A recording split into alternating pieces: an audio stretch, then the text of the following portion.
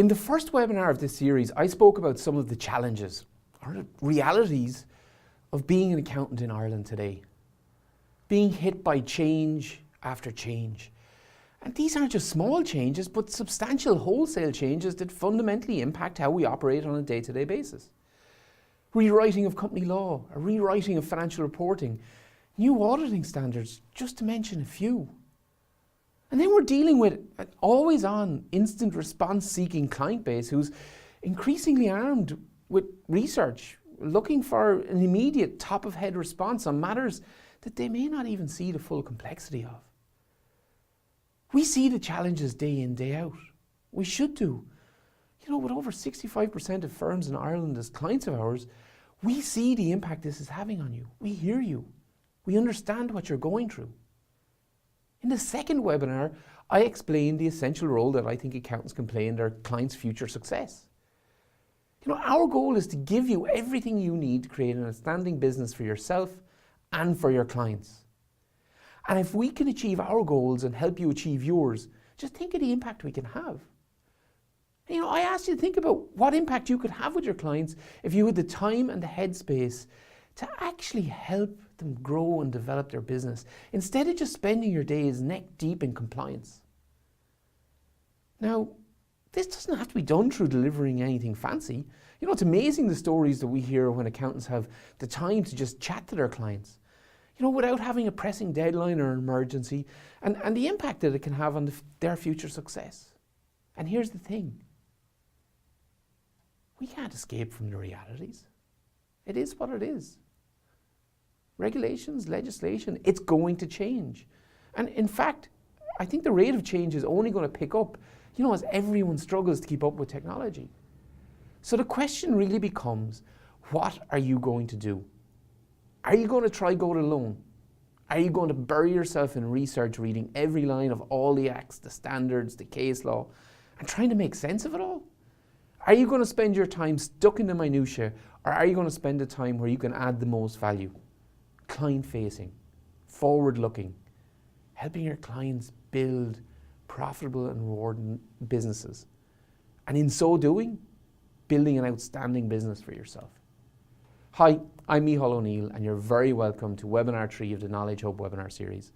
You know, I'm delighted you could join me here today as we look at 3 more common queries that have crossed our technical help desks over the past couple of weeks. So thank you to everyone who's been in touch with both questions in relation to the first 2 modules of the series, and also with your kind words. You know, positive feedback means a lot to us, and it certainly is nice to receive. So following the live event yesterday, we sent you a link to the recording of the webinar where you can access the replay.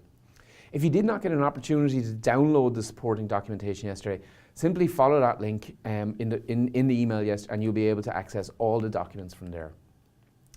If you've just signed up for the series in the past 24 hours, you should have received a link to the first 2 modules in your registration email. So make sure to check that out once you're finished with today's webinar. When you land on the main training page, you can access all the modules via the tab on the right-hand side of the screen. We'll also be sending out a follow-up email to this webinar this afternoon with access to the recording and downloads. You know, we want to make your life as easy as possible. And that's the purpose of the KnowledgeHUB webinar series. You see, we answered hundreds of questions every month, and very often we find we're answering some of the same questions over and over. And when we assess the frequency and the complexity of each query, well, that gives us a real sense of the emerging challenges and the support that you need in your firm. We've developed a critical mass of knowledge and experience to be able to quickly assess and respond to queries, giving you clarity, peace of mind, and allowing you to focus on where you can add the most value. In this webinar, we're going to provide some solutions to a query on the valuation of a business, a query on the transfer of shares to family members, a query on the accounting treatment of bank debt restructuring under FRS 102. We do want to keep these webinars short to let you get back to work as quickly as possible, so we're going to hold off on any live questions. But do feel free to drop any questions you may have into the comment box, and we'll get back to you after the webinar. So now I'm delighted to introduce John Murphy.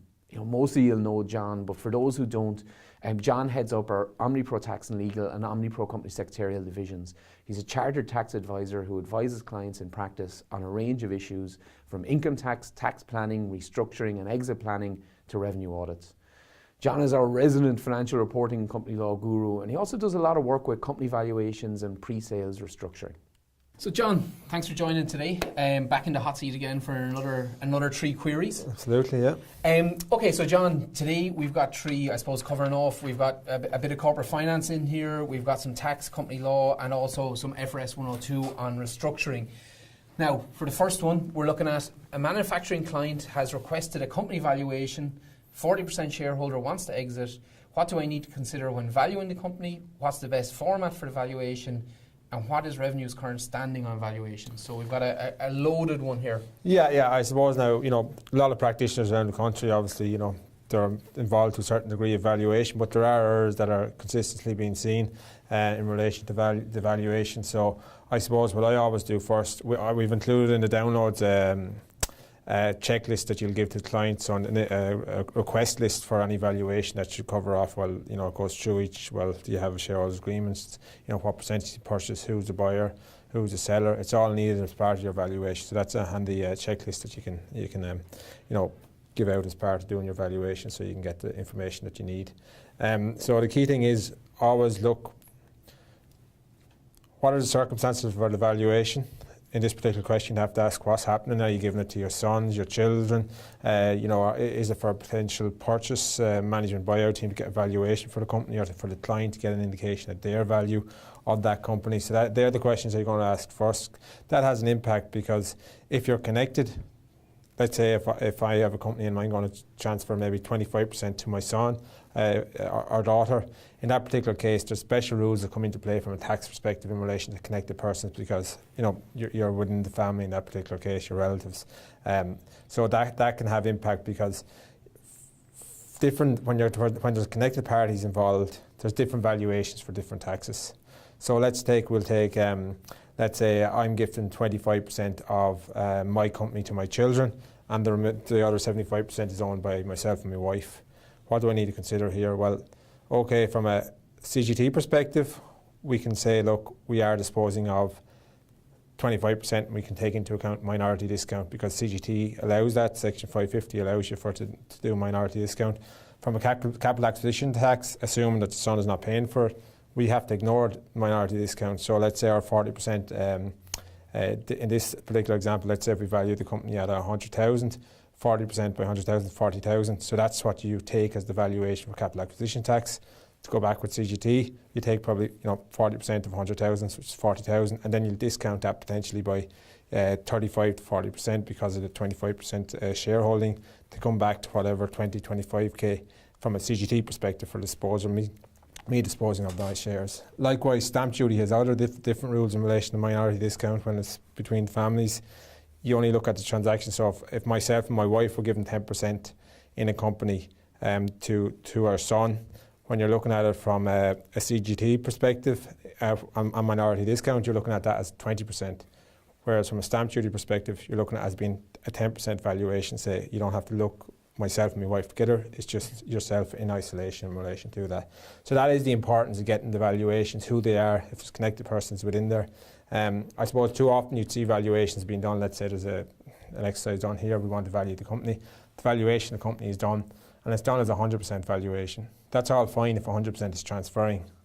But if 100% is not transferring, well then you need to consider minority discount. You can't just take 40% of 100,000 and then there you go, whether it be, connected or not for CGT purposes, you need to consider minority discount. And that's, I suppose we're seeing that a bit in relation to buybacks, where you buy back your shares. Sometimes when the valuation is done, they don't take into account, they just take, let's say if you're buying back 60% of the shares, you're taking the value of the company by 60%, when in fact it should be the value of the company by 60%, less a there's a certain minority discount rules which we have in the slides here that you should take into account as well. So they're the type of things that needs to be considered. Then you're going to go and look at this company in this particular case. Well, look, what rights are on these shares? What shares are being transferred? They're saying 40%. Is it 40% of the ordinary shares where they give them votes, participation, dividends and return on assets entitlements? That's all fine, but actually is another class of share? Well, if you do, you need to look into that and see, let's say if it's only voting rights that's been transferred, well, they're only technically worth 15%, just based on the revenue precedents in the past. As I said, percentage being valued and transferred, you have to know that, you have to find that out. Who's the transfer and who's the recipient of the shares, as the importance of connected persons, that sort of stuff. Is it a contested or is it a disputed share valuation, and you're the person, the independent person valuing the shares? You need to know that before you do your work in relation to this. What type of company is it? Obviously, not every company. There's multiples out there. There's different multiples for different companies in relation to it. So this is manufacturing client, just I suppose generally be seen 3 to 6 maybe times profit before tax or EBITDA, depending on the circumstances. So, but likewise, you could have an accountancy business, and that could be somewhere based on recurring fees, but you'd also look at profit. So, you have to look and see what type of company you have in the first place to see, what valuation methods or multiples that you're going to utilise from that perspective. Once you've identified the company, you have to assess what assets are on the balance sheet, because usually when you're doing a valuation, you're always going to look at the maintainable earnings for a trading company. So that is what you can earn from that company in the future. So, any valuation, when I'm doing a trading company, I usually look at the last 3 accounts, 3-year set of accounts, the results of that maybe. Whether to use the profit, there's always a dilemma: do you use my profit before tax, do I use EBITDA? It depends on the circumstances, different industries. But usually if you've a business where their fixed assets are fairly new, it doesn't need a significant amount of capital investment for the next couple few years, well, then you could use, your EBITDA, because, you don't have to reinvest in that particular case. But if you have to reinvest regularly, you'd be using the PBT, profit before tax, if that's the case. So your balance sheets then, if you're doing it, your bottom line in any valuation is going to be your balance sheet valuation. So what is the valuation of those assets less the liabilities? So you need to look and see, do I have property in there? Do I have investment property? Do I have listed shares? Do I have shares in other companies that I need to include? Because they might only be stated at cost, let's say, if it's used for property, plant and equipment. Certain shares, that maybe you could have 20% interest in another private company. You'd have to value them to see how much they are and uplift that accordingly. Also remember that if you have those, if you're doing an uplift, consider the tax. You have to consider the tax that's going to be payable on that uplift. Next thing is important is you'd ask, is there a shareholders agreement here? Does it exist? Because that there overrides any valuation. If you're doing a valuation, my first thing that I always ask, is there a shareholders agreement? The shareholders agreement may dictate how to value the company. It might say you ignore this minority discount or not. So it depends on what that says. If you are doing it based on what the shareholders agreement says, you always should then put in your valuation report that it's been valued on the basis of the shareholders agreement that's been entered into, so that you have that from a risk management perspective on your own side. The maintainable earnings, as I said, that's a big one for the trading companies. You need to remember that just for one-off items, the non-recurring items. So grants, any special type of income or contract won't be there in the future, because that's what you're valuing, the future income. You're looking at the last 3 years as a base. You could do an average, a weighted average, depending on how important, how 1 year's results reflect the future earnings ability in relation to it. So always look to the P&L, see what's been posted there. Do we need to add back or deduct? Is there fair value movements on properties, which obviously isn't needed is ignored for trading purposes? That's a non-trade asset, so you'd add back any profits or losses in relation to those. Interest income, that'll always be added back, because that wouldn't be taken into account. That's a income that's been earned on effectively probably excess cash, so therefore that'll be added back be deducted in any maintainable earnings valuation. The next thing is to see, well, what is the valuation date? You need to get that set down from the start, because there can be different valuation dates for different things. So a date of debt is usually going to be the valuation for CGT, whereas for capital acquisition tax purposes, it might not be the date of debt. It might be the date that you received it. So there could be a big difference between the date of debt and the actual grant of probate. So the valuations could have varied in that particular case. So this here would illustrate an example of where you could have 2 valuations for different taxes. So let's say for CGT purposes, if someone related to me died, the data debt is the market value that I'll use as my base cost. Albeit that'll be always my base cost, I still have to think if there's a difference between the data debt and the date that granted probate happens, well then I need to consider, well, what's the market value for capital acquisition tax purposes, because that's a separate tax. Certainly, it's a different valuation rule. What's the recent activity in this particular area? There's a very good tax appeal case, and I have the number there in front on the screen, so 12 TSCD 2017. If anyone that's into valuations, they need to be reading this case. A lot of these tax appeals cases are very interesting. This case was particularly relevant because here, as part of the death, the estate went to 4 of the children, four ways, so 25% each. They then sold on their 25 shares later on, and they were arguing that their base cost is the market value of the debt based on 25% of the market value of the company at that point in time. The revenue came back and contended, okay, we all agree for the purpose of the data debt that is the valuation, but when you actually come in and you're while 100% is being disposed of as the data debt, you're getting 25%. So actually 25% is not worth as much as that's a minority discount. So let's take 100,000. Technically then you'll say, look, well, my value of what if I'm one of those 4 children in that case was 25,000. Revenue was saying, well, that's not your value for your base cost for CGT purposes, because in effect, you only have a quarter of a company. So why nobody's going to pay 25,000 for that. They were trying to argue, well, actually we've a special purchaser here because all of us are family and we're all going to vote together. They were saying, well, look, special purchasers are all well and good, but you're not a foolish purchaser. You're only going to purchase that 25% for a little bit more than anybody else would. So you wouldn't give them 25,000, you'll give them 25,000 less than minority discount. So in that particular case, they said, well, look, we'll settle. Technically, usually a 25% discount would be at 40%. Because your special purchase interest here will reduce it 35%. So, revenue won that case. But it goes through good case law in relation to, willing buyers, willing sellers, and it's one to look at if this area is an interest to you. They're always interested in earnings valuation. They see that as the key valuation in relation to trading companies. So that doesn't mean they're necessarily right. If you're saying they're not right, you need to document why you're not doing an earnings valuation. Key thing in any valuation and any valuation report is that you document everything as to why you didn't make an adjustment, maybe, as to why you made an adjustment in relation to it. The reason why you didn't use one valuation as opposed to another, and why you used another. So documentation. It's like anyone. If you've written down why you didn't do it, it's harder for somebody to come in and pull apart your valuation because you've already documented why. Your incorporation cases then.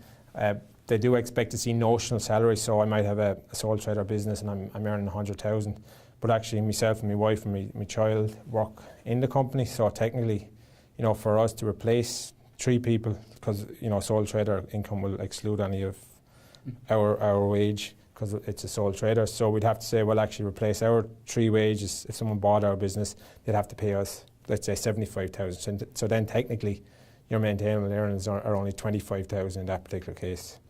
For the market rent, if the sole trader business is using the property of the sole trader, as part of the business, when you're incorporated, you need to reflect, well, look, I need to reduce my profits by the market rent that I'd have to pay, or a third party would have to pay if they were to lease this out from me, because you wouldn't be getting it for free. So they're just ones to remember. As I said, the trade benefit test, they're looking at that. They want to make sure that minority discount is being considered in relation to that. And their challenging threshold, say you're near the 750,000 limit, maybe just say for retirement relief. Well, they're saying actually you have excess cash. Did you take account of that? Because excess cash, when you're valuing on an earnings basis, you're only valuing on based on the assets that are employed in making those profits. So if you have excess cash, say investment property, non-trade assets, intercompany's receivables which aren't trade related, they aren't your used to generate a profit. So they would have to be added on to the valuation that you came in on an earnings basis, and that's one that you should, that is missed. Always look at your non-trade assets and add that on to the maintainable earnings valuation. The suggested format for the valuation report, there's many ways you could do it. The way I like to do it is I'll have a cover page, I'll have a table of contents, I'll then go through the background, say that the reason why it's been done, the caveats in relation to what we define as a willing buyer and a willing seller, market value. I'll then go through and I'll say, well, look, what procedures did we do? We spoke to management, we did this, we did that. What information did we look at? Once we've done that, we'll go into the structure itself, the business itself. So we'll talk about, look, the management structure, who owns it, who's the competitors, what products do they sell, how many employees do they have, what's their competitive advantage. So we'll be all talking around like that. Then you come in, you'll give, well, look, what's the financial performance would be the next section. So the profits for the last 3 years, potentially, let's say, explaining the reasons for the movements. What you're saying is your maintainable earnings, are you doing it on the basis of 2 or 3 years? Are you doing it based on profit before tax and why you're doing it? Then you look, do you have non-trade assets? You'll deal with them and say what they are. You'll come in and then you look at your balance sheet position, detail what they are, to know, given debtors, creditors, what they're made up of. Then we'll move into the valuation itself. Here we'll deal with the valuation methods as to what did we use, what did we not use. So if we're using maintainable earnings, we're saying, look, this is what we're using. Ordinarily in a business of this type, it's whatever, 3 to 6. The reason why we're going to do a higher value or multiple or lower multiple is X, Y, Z, Z, and then we come to our valuations. Then we do an asset valuation from there. Then at the end, we'll come to the summary, we'll look at all our valuation methods, we'll say, look, this is the market value. And then the appendices will have, disclaimers, CVs, market values of properties, things like that. So I know valuation, you're spending a huge amount of time now, working with accountants from a valuation perspective. And I suppose it's scary to see there's just so many nuances, so many little small things that can have an impact or that actually need a consideration.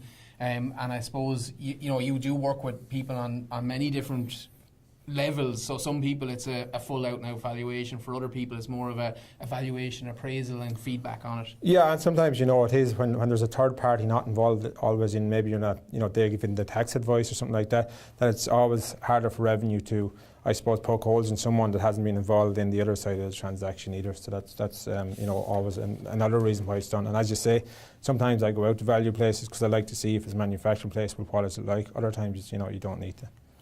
Okay, so the second query here, my client incorporated his business from a sole trader to a company 2 years ago. He's now thinking of transferring the shares to his children. Is there anything he should be made aware of about future tax implications? Yeah, so I suppose, this question in a way brought back to, the importance of what errors are being made in relation to some of these common reliefs. Obviously, I'm not going to go through reliefs, a whole heap of reliefs. We've only got 30 minutes to talk here, so you could talk here for hours in relation to it. I've highlighted some of the ones here. In this example, you say we're coming to a sole trader. So in this particular case, once you move from a sole trader to a company, and I've assumed here that they created a director's current account didn't do it for shares. And even if it was entrepreneurial relief here, 2 years isn't long enough because your clock goes back. I could have owned that business for 30 years. I went into a company through a director's current account. Well, then my clock goes back to 1 year. I've only owned that for 1 year or 2 years in this particular case. So I wouldn't get the likes of retirement relief in that particular case or entrepreneurial relief because it's 3 years for entrepreneurial relief, 10 years for retirement relief. So it's just one to watch in relation to this. And I suppose that there is a summary of what they need to look out from a CGT perspective and also from a capital acquisition tax perspective as well. So I suppose just to identify and go through some of the things that I think are a good idea to remind people about that you'd see forgotten now and then. Just when you're looking at retirement relief, there is a download with all the conditions for retirement relief, entrepreneurial relief and share buyback relief on your screens there, which you can download and have a look at yourselves. But plant and equipment, always remember, anything that qualify for capital allowances are coming into play when you're looking at your 750k if you're less than 66, or 500k if you're 66 years or more. So it's always want to remember because everyone always thinks about goodwill, but you need to think, well, goodwill might be at let's say 700,000, but my assets are at, my plant and equipment that I get capital allowances are at 150,000. So now I'm at 850,000. Whereas inadvertently I thought, well, 700,000 is under my 750, but by taking into account the plant and equipment, I'm now over the 750 and I'm into marginal relief potentially or less. So that's why the importance, that's why I'm highlighting this here. And also it's important, if, depending maybe plant and machinery, say for a plant business, that might have a book value of only, let's say 100,000, but you could have a market value in that plant of 200,000. So you don't always take the book value. You need to consider what is the market value based on the assets that's transferring. Your family company then, if you have 25% of the voting rights, it's important in order to be a family company for retirement relief, or 10% of the remaining 75% is owned by the family. So obviously watch that. If you're selling in tranches, make sure you don't go below the 25% if you want to get retirement relief. If you don't want to get retirement relief, maybe because you're near the 750 threshold, well then you reduce below the 25% in that particular case. Clawbacks, so you get a clawback of retirement relief, let's say of the 750 and the 500k if you exceed those, and margin relief is not of any use in relation to them. The key thing is there's no proceeds, then there's no clawback. So could relation to gifts and things like that where there's where there's transfers. So you might take steps to prevent the clawback. So maybe make it that you haven't got qualifying consideration anymore. So take an example of a farmer that has land, let's say they've sold land for over the last whatever years, and since they've been 55 or more, let's say of 650,000, and they now want to sell another piece for 650,000. So if they sell that other piece for 650,000, they're above the 750 limit or the 500, if that is the case. So that the 650 that the previous sold would be clawed back. What could you do? You could maybe say no longer farm that land, maybe lease it out, rent it out to somebody else on a short lease, so therefore it's not farmland anymore. It's not qualifying for retirement relief. You haven't farmed it up to the date of disposal, so then you don't have a clawback in relation to it. Simple things, but if you got that wrong, that's a huge liability to tax. You're having to go back and pay something that you thought you saved. Your period of use and directorship doesn't transfer over between the spouses when you're alive. That's only when they're dead. And then just for retirement relief, always remember that if you're in a company and you're looking at the value of the shares, you have to look at your chargeable business assets and your chargeable assets. So you only get the relief on the total of the chargeable business assets over the total chargeable business assets. So if you've got investment property there, listed shares, they're not trade related, they don't meet the definition, that will could dilute significantly your retirement relief, especially if there's not much other trading chargeable assets on the balance sheet. The wholly and mainly reliefs, what do we need to look at this particular case? I'm highlighting this because that's on in a lot of it, so it has to be wholly or mainly trading. It's just important. It's in all those reliefs that, wholly and mainly. What is wholly and mainly? Well, wholly and mainly is really based on the guidance that's been issued. Is first of all, you look and say, well, look, how are your profits being generated versus your trade profits versus your non-trade profits? That's the primary indicator. Another primary indicator is your assets, your trade assets on your balance sheet over your non-trade assets. That's your primary. Then, let's say if you have yes to one and no to the other, so you've a good bit of non-trade assets, so your balance sheet has more trade assets, but your profits are more. Your balance sheet is more non-trade assets. Your profits is more generated from your trading. Well, then you've passed one of them. So you go to the secondary, say, well, look, I've my employees. The next one, how much of employees' time is taken up in the trade versus the non-trade element? If you can say that the majority of it is taken up by trade, well, then you'd say that particular company would be wholly and mainly trading. That's kind of the way you'll go through this. Likewise, you'd look to turnover as a basis as a secondary indicator. So the various reliefs: share buyback, retirement relief, entrepreneurial relief, participation relief, and business asset relief. So generally, for 1, 3, and 4 here, if you meet the test that I just went through, well, then you don't need to worry about it. You get the relief. But for 2 and 5, which is business asset relief and retirement relief, if there's so retirement relief, it could be chargeable assets which aren't business assets. Business asset relief, that's restricted even if you are wholly or mainly trading. From what I've looked at, if there is assets or on the balance sheet or the value of the company is some way related to non-trade elements, that is restricted from a business asset relief in any event. So that's why it's important. First of all, to identify that you have the relief, and 2 and 5 to say even though you have the relief, you won't have it all potentially. So business asset relief, excess cash, investments on the balance sheet, they will dilute your business asset relief. Likewise, investment property is a chargeable non-trade asset, so that could potentially dilute retirement relief in relation to that. I went through the primary and secondary indicators. Just entrepreneurial relief, as I said, wholly and mainly trading, so greater than 50% is what that is when you're looking at that. So if your investment assets, your excess cash is less than 50%, well then your full relief is available. It's not like the ones we looked at, business asset relief and retirement relief. Once you meet the conditions, everything, all the proceeds are coming into play for entrepreneurial relief. The group, it can apply to groups, but the group must be, the company must own 51% or more of the ordinary share capital of the company, of the trading company. Dormant companies, if they're in the group, you need to get rid of them beforehand because the group won't qualify in that particular case. A trade property, whether that's held in a separate company from the trade, let's say in a group situation, and it's not held in the whole company, holdco, well then entrepreneurial relief won't apply because that company technically isn't trading. So what you do, you transfer the property into holdco in order to get the relief before any transaction occurs. Investment property held in a separate company, same idea. You know, if it's on its own in there, it's not going to be seen as a trading company. So you need to do a certain amount of transfers to get it into the conditions for entrepreneurial relief. If you've shares in companies, say in private companies, which are less than 51%, they don't qualify. They're taken into account as to whether, you know, your investments, assets, and your non-cash or your excess cash are greater than 50% of the total value of the company. So when you're looking to see are you wholly or mainly trading, they'll come in. It doesn't apply where the sub is sold and the whole co is then liquidated with the cash. So that doesn't apply in that particular case. The individual where they don't hold 5% of the ordinary shares, so it has to be 5% of the ordinary shares. So where you can come into two issues here is potentially where maybe you had EIS investments. They are ordinary shares, but they don't entitle you to anything really other than, you know, get your money back at a certain amount.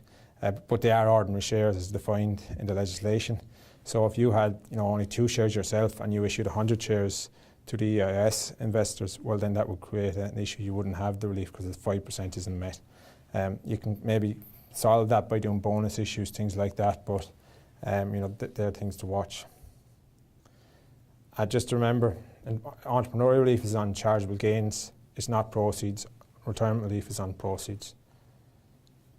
And try not to have the entrepreneurial and the retirement relief apply at the same time, because if all the conditions are met for both, they're both deemed to be utilised at the same time. So seeking your restructure, can you have a dormant company in maybe for some of it and then afterwards get rid of it, so you can, you know, do a transfer before you're 55, do a sale before you're 55 and then do it afterwards, something like that.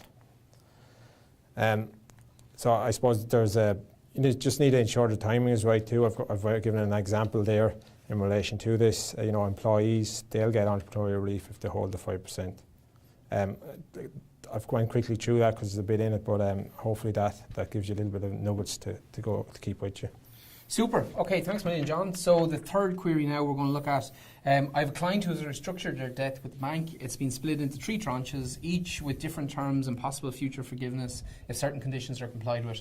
How should this be accounted for under FRS 102? Yeah, so FRS 102, this is one I think, you know, a lot of practice will have this sort of client here. You know, they went tough times in the recession, they went to the bank and they went to restructure their loan in relation to this. So I suppose the 3 tranches, so generally in this particular case there was the first tranche was so they had a loan and they got it restructured, so the bank decided to put it into 3 tranches. Tranche 1 was where, you know, they put a certain amount of money and that was going to earn interest at a market rate of interest, you know, and was repayable. So we had to look at that tranche and say, well look, first of all the restructuring, is there a new loan under Section 11 of FRS 102? There was, because the terms changed significantly, so we had to de-recognise the previous loan and re-recognise these 3 new loans as a result. So the next step was, well look, how do we account for these 3 tranches of loans? So tranche 1, as I said, we look to see Section 11.9 tells us whether it's a basic financial instrument. If it's not basic, it has to go to Section 12, which is complex instruments. So this particular case here, it was a market rate of interest, so therefore it met condition 11.9. It was a variable rate of interest in that case, and there wasn't any risk of the lender losing their money. So on that basis, we said, okay, that's fair enough. We're happy enough. We'll account for that. That's a basic instrument. We'll account for that in the amortised cost basis. So there wasn't any adjustments to be done. Next tranche was effectively whereby they left a certain amount of that money in this loan. There was 0% interest in this particular loan. But, it had to be repaid based on lender's circumstances. So what did we need to look at this particular case? We said we're looking at 11.9 of FRS 102. Is it basic? So we're saying, look, the lender's not going to lose any money here, so that meets the condition. Here, it's is there any complex interest rates in relation to this? The fact of the matter is there is no interest rate. So, okay, 11.9 is okay. Now we have to look and say, well, look, we've got a loan here. It's at zero interest, so do we have a financing arrangement in accordance with section 11.13? We do, because the bank has given us money without charging us interest. So that is there, that's a fact. So we said, now how will we account for this? We'll have to do present value and the market rate of interest in order to do that. But if you look at these loan agreements, which a lot of the time, just look at the small print, there's a paragraph, I'd say it's about that size in the whole loan. The loan document could go on for 100 pages or more. It says, all right, these are the repayment schedule, but in any event, the bank has the right to call this in at any point in time. So that one line meant that in this particular case, there was no need to present value because the market value of a loan on demand is equal to the amount of loan that you've received. So that solved our problem then with section 11, no need to present value, we're happy enough, keep it at the carrying amount. Next tranche 3, we're looking at this here. So this tranche was, the bank had set up so that the repayments on this loan were linked to the tranche 2. So if tranche 2 was paid off, a certain amount of tranche 3 would be written off. So now we go to 11.9 again. What are we going to look at? 11.9. Is there a risk the lender will lose their money? Yes. There's a link there to the fact that they could lose it if tranche 2 is paid. In this particular case, there was no interest on that either.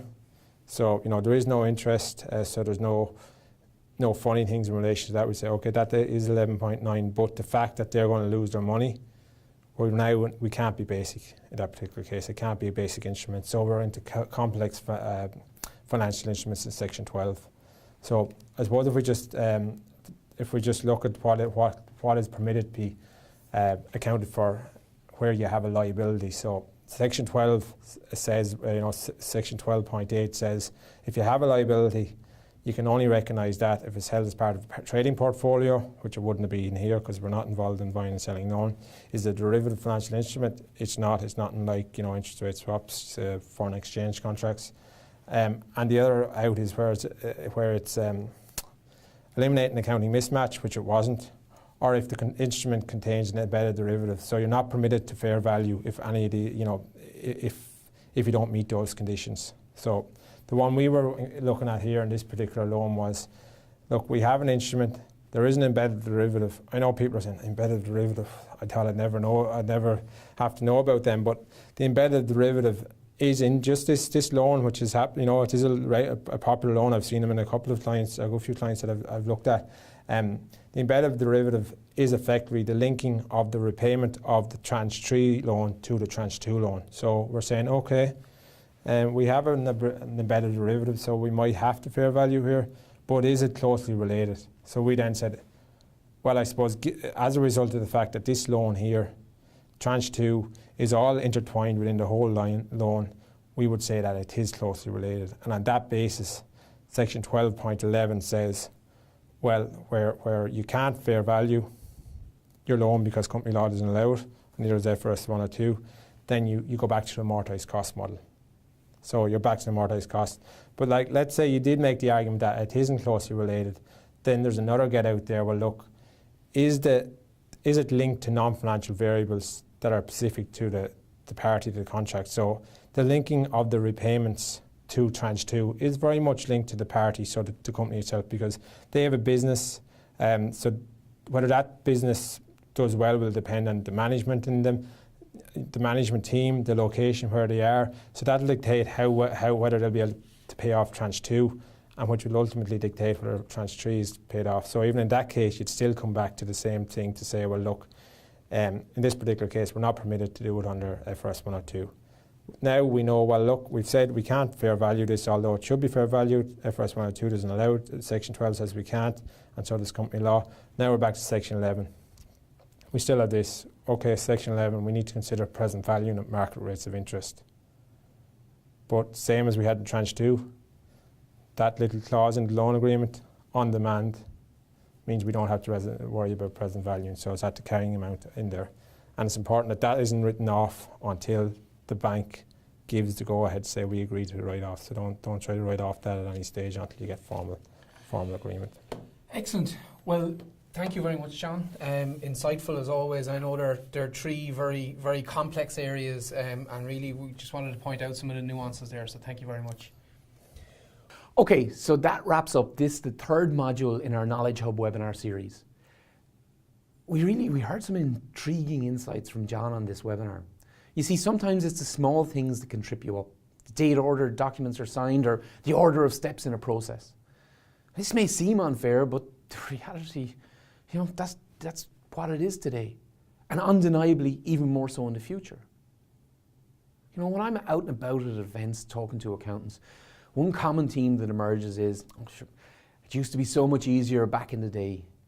And while this may have been true, I don't think that's going to serve us very well today, and definitely not tomorrow.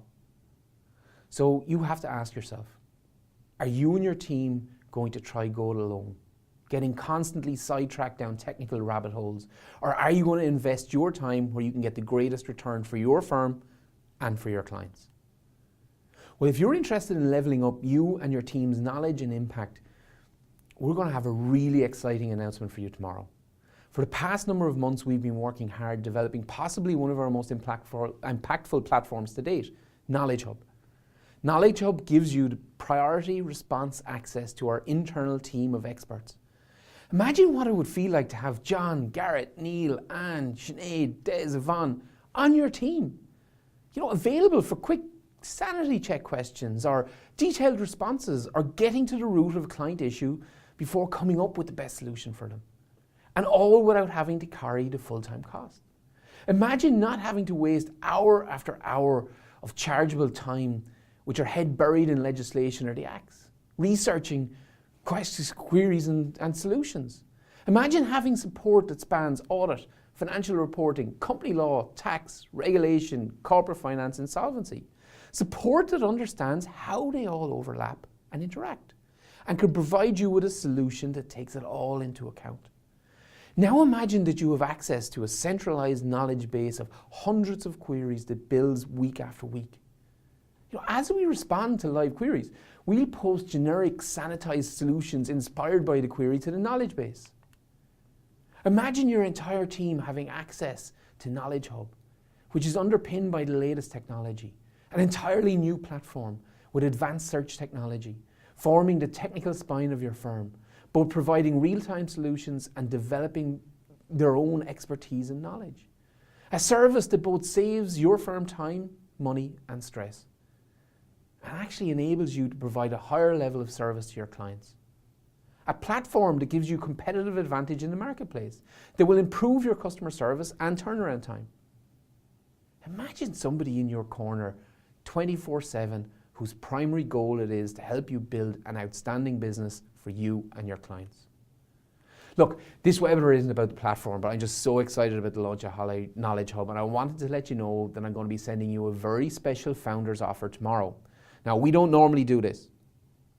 The platform's built, it's been stocked with hundreds of queries, your priority response channels are in place, everything is set and ready to go. And we want to invite just a select few firms to join us at a heavily discounted rate, which we'll actually lock in going forward. But we just want to bring KnowledgeHUB to life before we do our main launch early next year.